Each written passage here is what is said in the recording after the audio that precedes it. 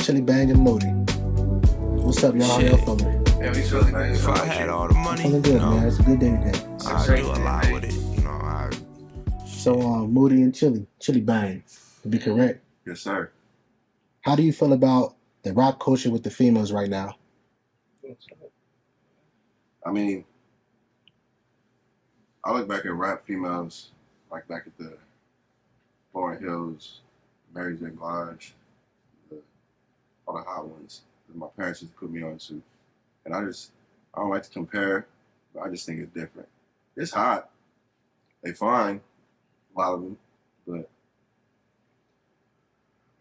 it just ain't for me, simply put. And Moody, what's your thoughts? For me, it boils down to substance. Like, how long can I stomach this? How long can I sit down and receive this? Like, and that goes down to a lot of things too. Is tone of voice, what you're saying, what you're trying to push to me. Like, we're not in the era anymore where you got your Queen Latifah's Unity. She spit. People don't even talk about that. We're not talking about MC Light. We're not even discussing MC Light. You know, conscious sisters, conscious daughters, you know what I'm saying, out in Oakland. We're not talking about these different female rappers anymore. Mm-hmm. And this was a time where you could have put all three different MCs, the ones I just told you, technically four because one's a group, you put them on a stage and you let one perform, and one perform, they would not sound the same at all. Now, you put so right here, so-and-so right here, so-and-so right here. I feel like I heard that song 100 times. And then it gets to a point where it's kind of like that thing. I don't know if you ever happened to you a kid. It's like life imitate art for me. I feel like life imitate art. You know, and vice versa. It goes art imitates life and life imitates art. I genuinely believe everything is everything. Just like Lauryn Hill said, everything is everything. That's literally one of her songs. Don't take that shit lightly. Do everything with intention. But it's kind of like that trick when you were a kid where somebody trying to play a game with you or take something from you, or they wave something in your face and it fools you from what's really going on. That's kind of female rap for me right now. No words are being said, and so none of us are thinking about the fact that no words are being said. We looking at the ass that's being thrown. It just so happened we ain't seen no ass looking like that in a minute either. It's gonna be a whole lot of ass and it'd be a whole lot of titties. You like, man, they built right. Like, dang, they built like superstars. And then you've been looking at her shake her ass, drooling. You just realized 2 minutes of your life went by and you ain't heard shit that she was talking about. Mm-hmm. That's female rap for me right now. But I gotta give it to Rhapsody though. She one of the coldest female rappers I think I ever heard. Like she confirms to me that rap is not dead, especially for females. She up there with the niggas, bro. Like she's beating a lot of niggas. Chica. How do you Chica too. Chica. Moody, how do you feel about Nicki Minaj? You know, she is the superstar rap icon when it comes to rap in general right now, or just in this era and, you know, years before this era. Like, how do you feel about Nicki? I think it's basketball, kind of like we were talking about earlier. I look at it like in basketball. That's how my mind got to break it down. But Nicki was that young hooper that came in. She was your Tony Parker. She came in young, good, hooping, doing it. Everybody like, wow, like we ain't seen no shit like this motherfucker's killing the game. But I feel like Nicki should have became more of a mentor as her time progressed. You see, Drake went off into a lane. He started building companies himself. He got OVO. Wayne has been over that whole branch this whole time, Young Money. I would have loved to see Nicki mentor these young female rappers because technically, in their eyes, in this newer generation, you are the pinnacle rapper.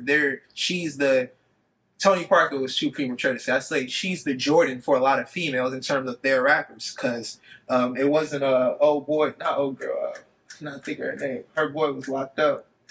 Remy Ma. So one generation had Remy Ma.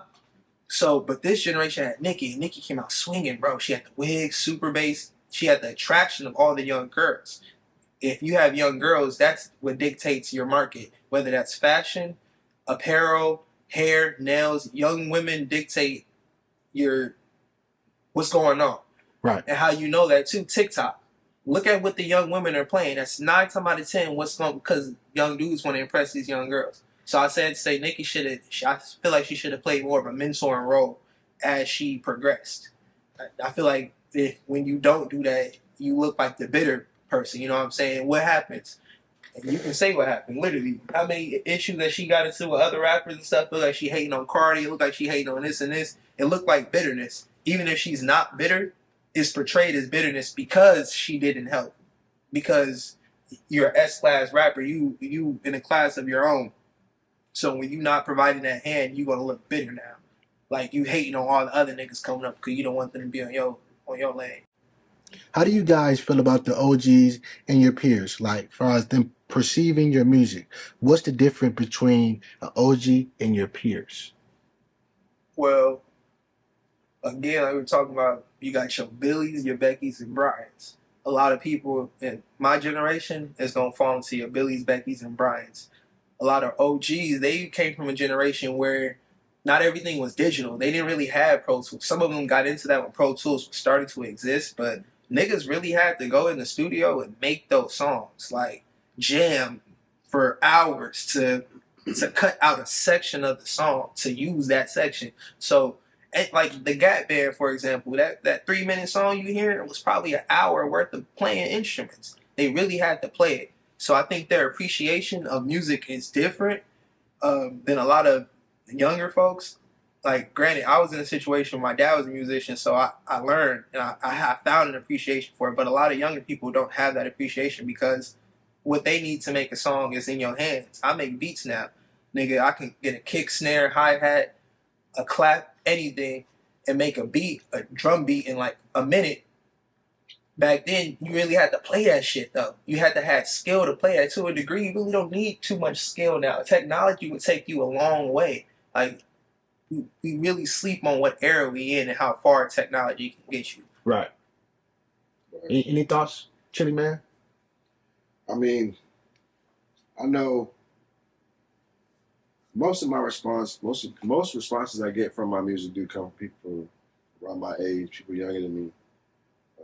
Most of the time they really fuck with me. It's just it's harder, I think, to kind of tap into the OGs and kind of the older generation just because they used to music being a certain way. I think that music has evolved. Music has evolved and music has changed. And not only that, I think that they trust in artists has kind of gone down a whole lot in terms of hip hop because of what has been on the forefront of all the popularity, what has taken all the numbers, what's taking all the sales, what's booming on the radio. Yeah. Like, I think that they just assume the next coming up is just going to be some bullshit. And so it's hard for them to even invest in the next one coming up. So, shit. Hopefully it changes because, hey, I'll tell you what.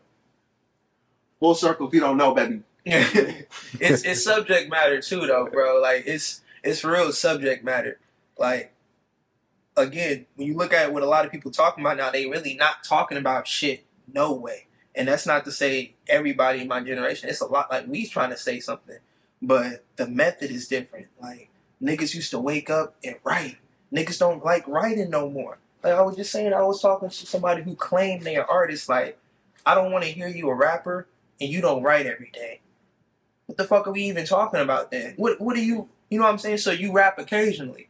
Oh, no, so you rap when you put it on your TikTok. See, that's where we're getting confused. That's why I don't like social media, because now we live in an actual age where you can perform on a platform, but you don't have to do it in real life anymore. And then the people who do it in real life, they getting looked at as crazy because I didn't see your video on Instagram. The fuck? I got a whole album. But I didn't see your reel on or your TikTok. So now it's a whole other subsection of music, bro, that has nothing really to do with music and it's social media. And I think the OGs also see that. And it's like, and it makes sense. They don't really fuck with social media, all of them like that. Yeah. Not as much as the younger people do. They might have their Facebooks or whatever, but it's certain things that they're just not going to go too deep into. Right. It's not dive too deep in. Yeah, so now you got like a whole new subsection almost. Like literally. But that's also important though. That's why you have benefits and cons. I'll be foolish to say I only see the bad in it. Like, that would be a fucking lie. Like, it's so much good in it too. But people's kids are using it now, and information is spread fast. So what's the disease of too much information? When are you receiving too much before you can output it, before you can actually translate what you're learning now?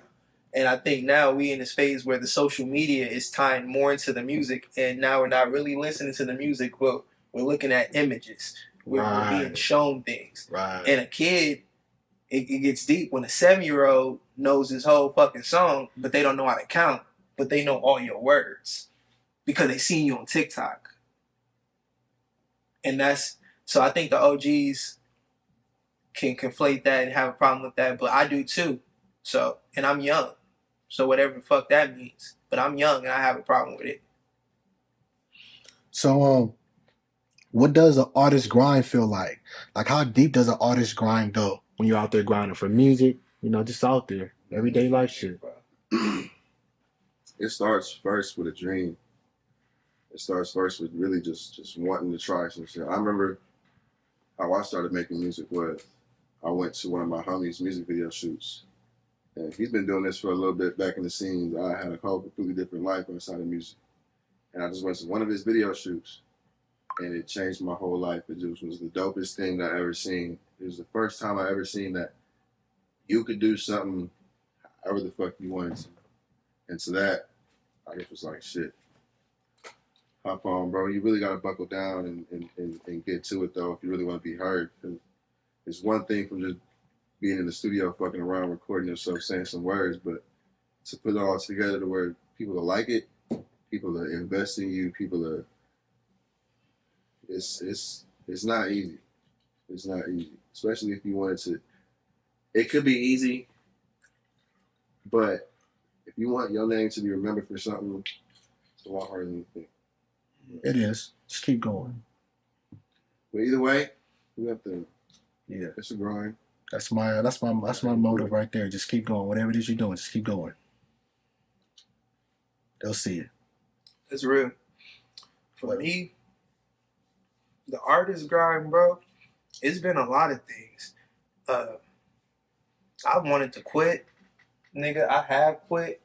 For real. Like, it's been times where I'll be like, for a year, I ain't doing this shit. Man, fuck this shit. Because we want instant gratification. You know, it's not yielding those fruit that I want now. Like, I don't got the boatload of bitches. I don't got the Lambo. I don't got that. My mom don't got this and that. So it's been several times you want to quit, but where it really activates is where you working a job now.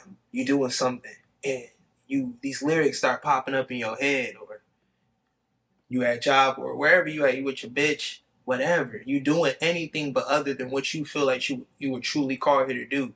Then it start fucking with you, bro. Like, it start to eat at you. I was playing football. I kind of put it away. I was about to go to college for football, nigga. But, nigga, I wasn't able to even sleep. And then you think you getting what you want. You get the girls, you do all this stuff, but you realize, like, damn, this is what I'm supposed to be doing. So you can't not do it when you really supposed to do it. Like, when God called you to do something, it's gonna fuck with you when you're not doing it, bro. I had so many long nights where I couldn't figure out what the fuck was going wrong. I didn't understand. Like, why am I so fucking unhappy? Why am I depressed? What's going on? Yeah. I wasn't doing the music, bro. And the grind is long, bro. It's a hard grind. It's not easy by any means. And that's where you gonna find the fulfillment out of it. Like, I'm up, bro, 3 a.m. writing lyrics.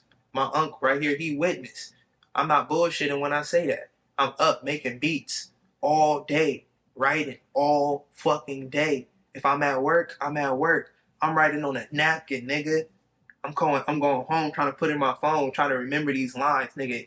The grind don't stop, and they make it seem like it's like a road. Like, you do this, you get signed, you do this, you do that, everything good. You take care of your family, you get a movie deal. Nigga, this grind is becoming homeless. This grind is losing it, maybe getting it back, maybe thinking you about to get a situation, people playing you to the left, to the right, telling you that you can be more, doubting you. This grind is everything, bro. And only people who truly want this is gonna do it because we ain't making no money. I've been put my 10,000 hours in, bro. I've been doing this for 10 years. I ain't got paid shit for this. I put way more money in than I've ever received for this. But how could I stop? Not just because of the investment I put in, but it would be for nothing. Like this grind is long, but it's fulfilling knowing that you working towards something genuinely. I got a good question. What keeps y'all inspired? We've been through COVID. You know how the police feel about us. Government lying to us. Our own families, fucking over us. Friends acting like fuck shit. Bitches tripping. Cancel culture. What with all that going on? What keeps y'all inspired? Man, belief, trust, and we all got something that we can just all fall back on and say, this is what we're going to be doing for the rest of our lives. If it makes you happy, it makes you happy. If it makes you money, it makes you money. Either way, you got something. Yeah. This is just something that I chose. This is what I want to do. It makes me happy. It gets me up every single day, itching to find the next sound that I fuck with, itching to find the next line that's hard, that makes somebody react, anything. And it's a fun grind. It's fun, and it's fulfilling. And I just know at the end of the day, you could turn this into something that could change your family's lives. Yeah. If it all works out in the best of ways. You could change so many things about all the negatives, turning them all into positives. And it's just that from there. So yeah, that's all I keep my mind on, for real. Man, me, I created like inside of myself basically just like a burning desire. So many people slamming doors on me, telling me, you ain't gonna do that, right? You can't do this, right? Like, but the final one for me, because I wasn't sure. Like I said, my pops was a musician.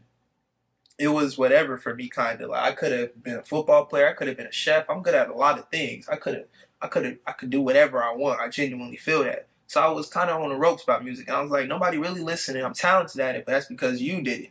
But it was one time, bro, my pops told me, and it's different because it's different when your pops or your parents do it. My dad is a musician.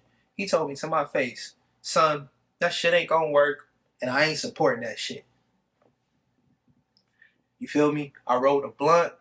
My sister was right there. I smoked with her. You feel me? I shed some tears, and I told myself, and I looked her in the face, and I said, I'm gonna be the greatest rapper, artist you ever met. So for me, I set a limit, and it wasn't a limit that I couldn't reach. I set a limit that I know I can go past. And that's just rap. I plan to be Rock and Roll Hall of Fame. Like I plan to, and that's what inspired me. Like it's a for real burning desire to the point I don't even gotta set an alarm. I'll be up at 3 a.m. When you really want this shit more than you can breathe, I want this shit so bad, bro. Like I said, I'm celibate. I put off relationships. I told myself I'm so dedicated. Most dudes my age out here fucking right now. And you see it, like, and I be showing the fam shit, like some of the bitches that be hitting my phone, like, Lord have mercy. Like, man, like the sins I could be committing right now, brother. Like, but I even casted out relationships because I understand, like, what I'm doing right now is going to be so big, bro. It's going to change not only my family's life, your family's life, people who seeing us, our people's life, people who look like us. And to know it's not just about color, but for me, that's what this is about because it's people that die just wishing they can read or write. You know what I'm saying? Get hung, nigga. Why would you not read a book? Yeah. Why would, you know what I'm saying? Anytime I write a verse, nigga, I write with ferocity. I write like I'm going into a ring. This is not no fucking game. This is not no bullshit. I am not playing. I'm willing to kill and die behind what I say. I am not kidding. I mean that shit. And that's what inspired me every day. That's conviction. I genuinely believe what the fuck I say. In a world full of fake niggas, suck ass niggas, I believe what I say. And I'm, shit. I always say it like I'm willing to enforce what I say too. You see a bitch slap a bitch. I ain't been slapped yet. Does religion play a small role, a big role, or no role in your lives? I believe in God, but I don't go to church. I don't read the Bible. Yeah. I do believe in something. What you think, bro? Couldn't have said it better myself. Yeah. I'm the same. I believe in God. I believe in a higher power. Religion was big in my house. I got kicked out young because of religion. My dad was heavy into religion. I got kicked out. He said, if you can't fuck with this, you got to get out of my house. Like, nigga, I'm young. I'm like, well, I guess I got to go. And I left.